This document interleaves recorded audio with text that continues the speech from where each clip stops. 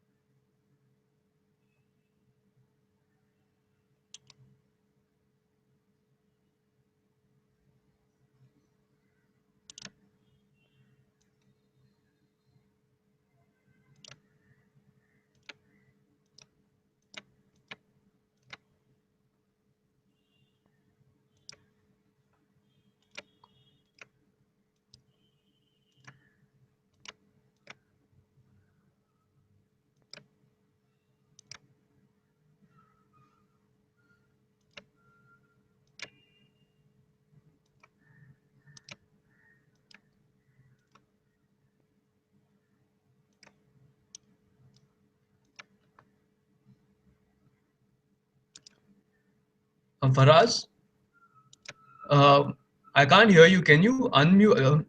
I think you've muted yourself. No, can you hear me now? Yeah, I can hear you now. Okay, so let's start. Yeah. Do we have everyone? Yeah. Okay.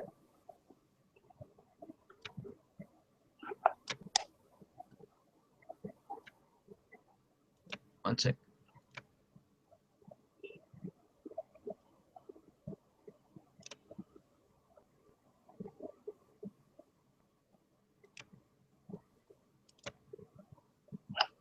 Okay, so hey guys, my name is Advait and I'm the founder of Kazob. In today's webinar, we are going to be interviewing Faraz Potia, who is our career counselor, and he's going to be talking about how do you choose your 10+2 board. Okay, so hi Faraz, thanks a lot for coming on. Hi, Advait. Good morning. Good morning, and welcome to all the viewers. Thanks for logging in. I just like to say that don't wait for the end to ask your questions. Just keep sending your questions in. Okay, so let's start. So first, can you talk a little bit about yourself? Okay. So I'm a career counselor. I've been in this space for the last 5 years, working with various schools and colleges across the city and across Gujarat as well. I think I specialize in post 8th standard counseling, where when it comes to subject selection, helping students understand various boards, what are the implications of various career choices, and one of the things that we really focus on is making sure students are on board with the career choices they make. We want to make sure that people make informed career decisions, and that's my entire focus. I'm very passionate about careers and education, and this is I've done a lot of courses in psychology, in career counseling, and my experience and and expertise lies in this field. So I'm really happy to be on board over here. Looking forward to helping people out with their questions and queries. And let's see how things go. Let's keep this as interactive as possible. Okay, Yeah. great. Okay, that's awesome. So, okay, so can you start off just by mentioning what the different types of boards are that you can choose after your 10th standard? So in Mumbai, over the last 7-8 years, a lot of things have changed. A lot of new boards have come in. So you essentially have 5 boards to choose from post 10 standard. Okay. One is the regular state board called the HSC, where you have traditional colleges which have been in the city for the last years. The other option you have is the ISC, which is the continuation of the ICSE board. It's again the Delhi board. So there are students here from the ICSE, who study the ICSE curriculum. It's just a continuation. You know how 9th standard was a continuation of 8th standard. The same way 11th standard is a continuation. Then you have the CBSE curriculum, which is gaining some popularity in the city. About 10 years back, you had only 1 or 2 schools offering it. You have a lot more schools offering the CBSE curriculum in the city. A lot of transfer students coming from. So CBSE is one of the most popular boards in the country. So if you Okay. look at Gujarat, Delhi, CBSE is one of the most popular boards. CBSE is one option. And Okay. then you have your international boards, being the A levels, which is the continuation of your IGCSE. It's the Cambridge board, basically. So students who studied that would know about the IGCSE board. And then you have the IB, which is the Switzerland board, and you have schools offering the IB as well. A lot of schools offering the IB, and IB essentially one of the most popular, among the newer boards. It's one of the most popular choices the students end up making, especially students who are going abroad. So you have essentially five boards that you have to choose from. Now, each and every board has various, there are things that, there are pros and cons for each board, and I think that's what we should get to over a period of time in this webinar. Okay. Okay. Great. So actually, we have our first question, and I guess I should have asked this earlier. Is that when is Yeah. the right time to start thinking about what board you want to take up? See, the right time to start thinking about is in the first, ideally, it should be when your 10th standard starts. Because forms for your international board start coming out in August, September. So you need, I mean, if it's a state board, obviously you have that post your results. But so for example, if you want to get into a good A level school, like Aditya Billawal Academy or Billabong International School, you're going to have your forms coming out in September, October. Kodar, for example, has its admission closed before your 10th standard board results are out. So you need to make sure that you go on that timeline, because your international board, when the 10th standard, the exams are usually in October, November. So they have their admission process closing much earlier compared to your traditional ICSE and CBSE boards. So the right time to think about it ideally is in August or September in your 10th standard. That's, it could be 2 months into your 10th standard or maybe 5 months for some other board. But that's the right time to make your decision. Okay. Great. So how does one decide what board they want to take up? Uh, Factors I think consider. the key defining factor for you to choose your board post your 10th standard has to be what you want to do post your 12th standard. And I'll explain to you why. For example, the ICSE curriculum is more suited towards management careers. There's a lot of application, but if you want to get into engineering post 12th standard, the ICSE curriculum does not really help you. What helps you is the CBSE curriculum, because your IIT and your All India entrance exams, which is the JEE, is more suited to the CBSE curriculum. So what tends to happen is, if I am studying the ISC curriculum for the 11th and 12th, I need to again do a lot of other things for my engineering or medical entrance exam. So you need to decide what are you going to be doing post your 12th standard, okay, and that is going to help you decide what board you're going to choose. For students who want to go abroad, you have the IG and the IB, the A levels, the Cambridge board and the IB board, which probably make more sense because your focus is going to be on getting your SAT results. So the Cambridge board has a higher level of English, so that will help you with your SATs. The IB has a more international curriculum and international field where you're studying a lot of subjects. So that also helps you with your college applications when you're applying for your when you're writing your essays and everything. So you need to your defining factor has to be what you want to do post 12. The other thing that you need to keep in mind is the amount of time you have for your entrance exams. So if your CBSE board is in getting over in March, your exams are going to be in March for your 12th standard, you need to have time for giving your entrance exams. It's the same thing with the other boards that you have. Now, for example, if you take the HSE board, uh, one of the it's one of the most common choices. Most parents are used to it because they have made that choice. But what tends to happen with the HSE board is, on an average, you score 7 to 10% lower than what you would score in a CBSE or an ISC exam. Now, how does this really impact you? Your traditional BMS, BAF, BBI, all these programs, okay, require 12 standard results. And if you are, for example, the BMS entrance exam, the BMS cutoff in JEHIN was around 91%. Now, only the top merit holders in HSC might get into it, but an average student in CBSE has a fighting chance for the same board. So you tend to start at a major disadvantage. So again, you need to be very careful about what you're going to do post the 12th standard. and make your decision about the board you're choosing. So you have a lot of factors that you need to keep in account. Are you going abroad? What are you going to be doing, engineering or medical? Are you looking for BMS, BMM, where your 12th standard marks matter? Are you looking for something like law, where you need to give the CLAT?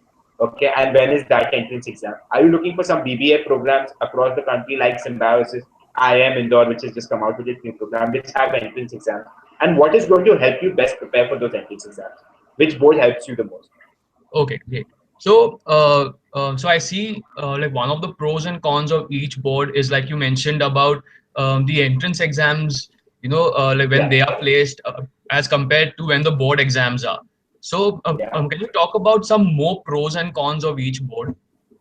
Okay, so HSC, I'll start off with HSC. The pros are, in terms of a lifestyle, you get to go meet a lot of people.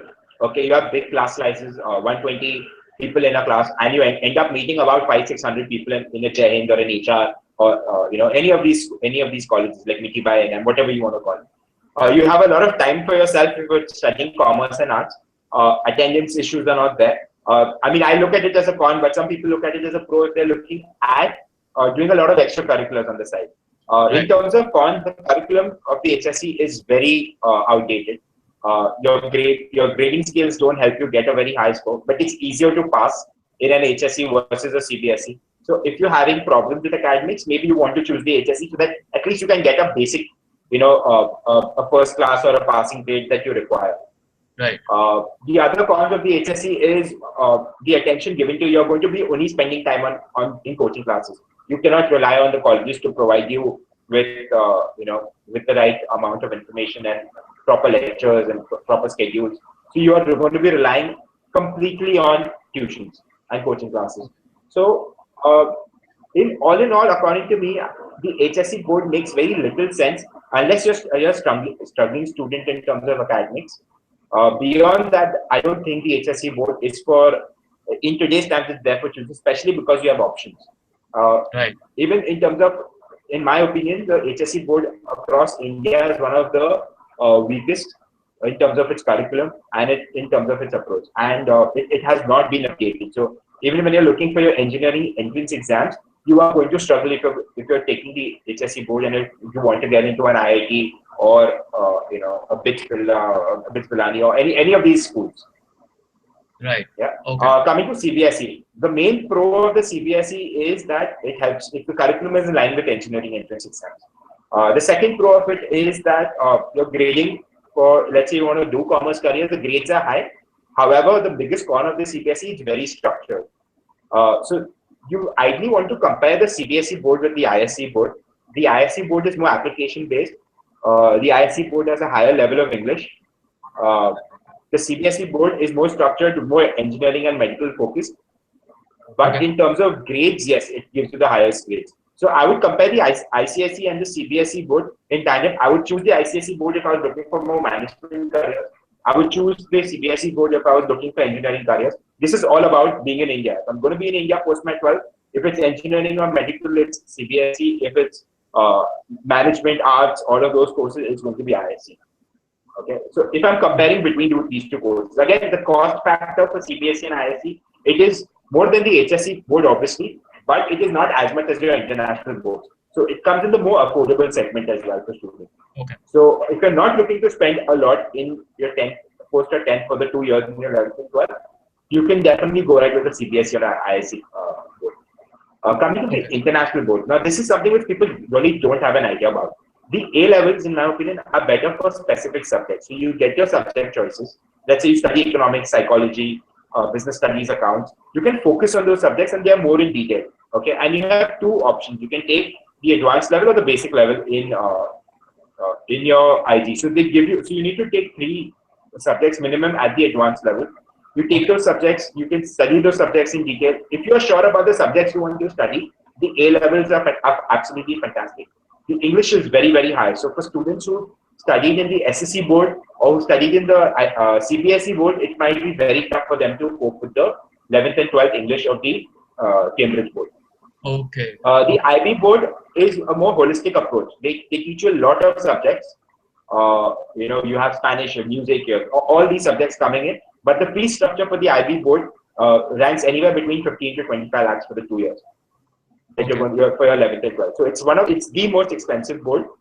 It gives you a very good holistic approach. It's great for if you're going abroad, especially to the US, post your uh, but it's again not very strong on one particular subject. It gives you an overview of a lot of subjects. So it's a good holistic education, but it does not really get into too much detail for a particular subject.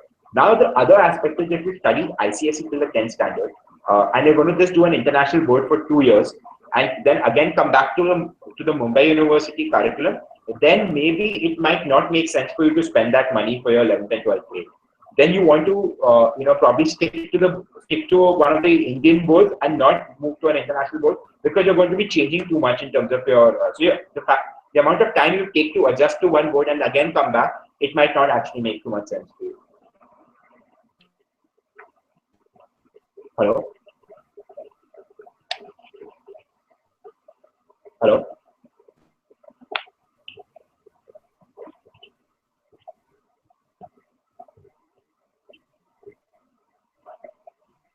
Hello? Hello, can you hear me?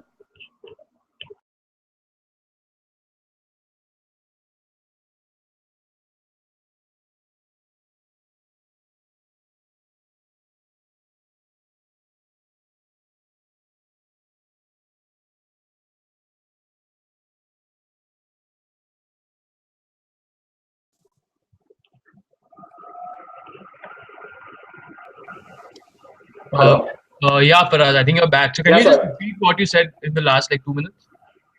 So the last thing that I was saying is that if you're going to be doing, if you're just going to look at studying in an international board for 2 years, if you studied in an Indian board up to the 10th, and you're going to come back to an Indian board post your 12th, then it might not make too much sense for you to be a part of, taking up an international board and spending that money for 2 years, because you're going to Right. be adjusting from one board to the other and coming back to this board. So it might be a little, counterproductive if you go ahead with something like this.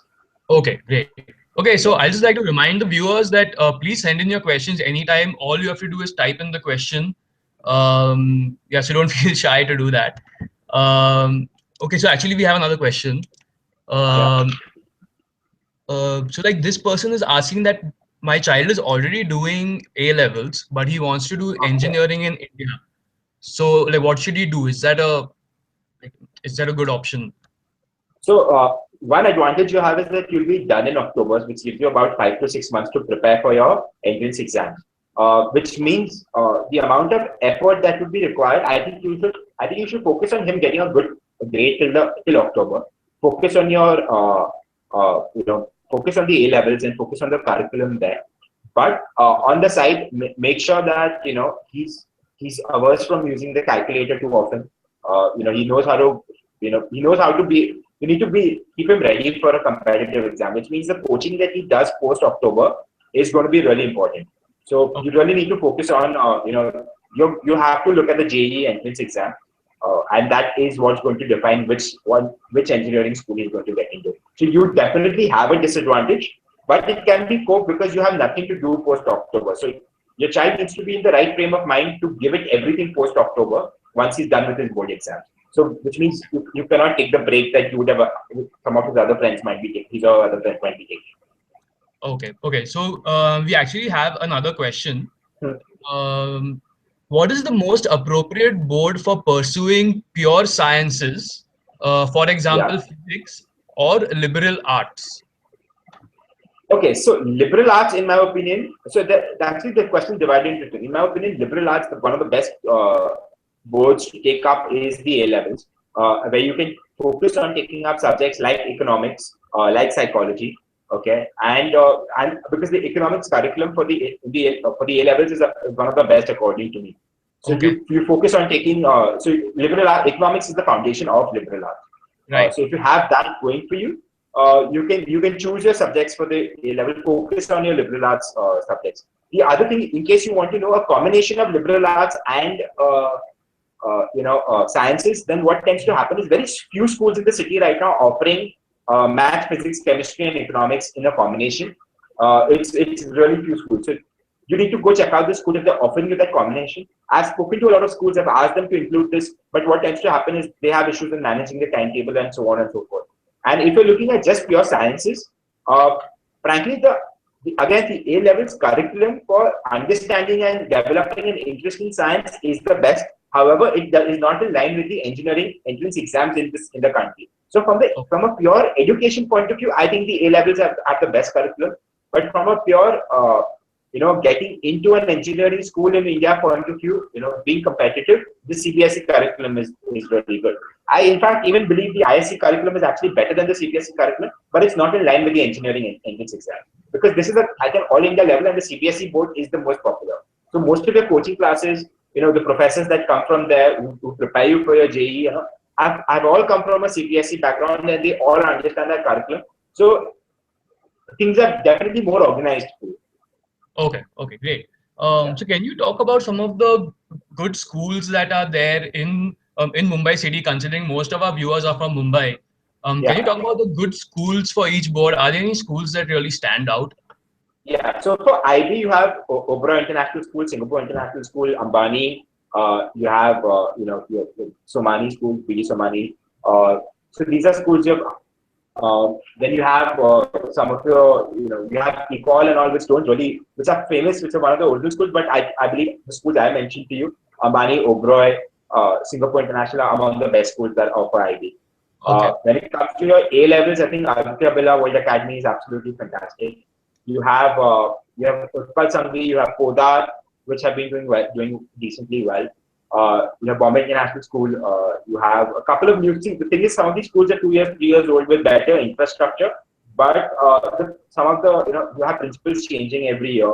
You have your coordinators changing. So a little bit of unsettling is still there in some of these schools. But if you go to an Aditya Birla World Academy, or you go to, I think Aditya Birla World Academy for me is the best for the Cambridge A levels in the city right now. CBSE boards, you'll find them more on the outskirts of the city. You have Gopi Birla in the city who's offering CBSE. You have Podar again, Podar basically offers everything. So you have Podar offering CBSE. You have Ashok Academy, which is Nanderi. You have Ryan International in Kandivali. You have a couple of schools in Chembur, and then you go all on the outskirts of the city. You have Rajans actually, which is also Nanderi, which offers CBSE. Okay. ISC, there are 2 or 3 really good options. You have Bombay Scottish is offering ISC. You have Cathedral, which is offering ISC. Cathedral is almost impossible to get admission to unless you're a cathedral student. You have Jamnabai again, which is very good for ISC. You have Nilavati Podar, which is offering ISC.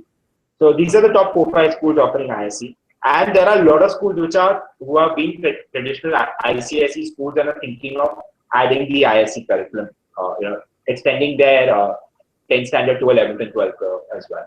Because again, they are seeing the demand in this detail. And when it comes to HSC, you have if it's a sciences, you have Ruparel, you have Jai KC, Xavier's. If you're choosing the arts, again, Xavier's is the best. And commerce, you have HR, NM, the traditional colleges that have always been there. Okay. Okay. So we have another question. Yeah. Um, is how do you decide whether you should? So like this is not really to do with the 10+2, but Okay. well, I guess it's got something to do with that. This person's Okay. asking, how do you? What are the pros and cons of going to the US against the UK to study, and what board uh, is more suitable for each of them? So if it comes to, it's very simple. If it comes to the sciences, there is absolutely no subjectivity. The US is way ahead. Okay. Now, when it comes to the arts, then there is competition between the UK and the US. It's again depending on frankly, you're going to get a good education, but you're looking at the 3-year education versus the 4-year education. The US offers more flexibility in choosing your subjects versus UK, which is a little more rigid. The Indian education system is actually it is an offshoot of the UK education system. Okay. The US will give you a lot of combinations of subjects in a university where you can go to different branches of the university and take up subjects which are of your interest. So you could study computer science and economics together, which becomes a little hard in UK. Again, the 4-year and again, you need to take a call as to where you want to live. If you're getting in, do you want to be in Europe? It's got a very different culture versus going to the US. So in my opinion, if it's a pure sciences, you obviously have more options in the US. If you're looking at any of your engineering or medical careers, if Okay. you're looking at arts, then or business studies, you have a few options in the UK. But again, the US in a way has an advantage with the flexibility that the US can offer. So you can Okay. be an undeclared freshman for a year or two, and then decide what subjects really interest you. Depending how things go for you. So there are a lot Okay. of students who start off with an engineering track and then end up graduating with a business school at the graduation. Okay. Okay. So actually, we are almost at our end of the webinar. So the viewers, if you have any more questions, now is the right time to send them out. Just to end this, um, Faraz, can you talk a little bit about our career counseling process and how that can help students in choosing the right board for them?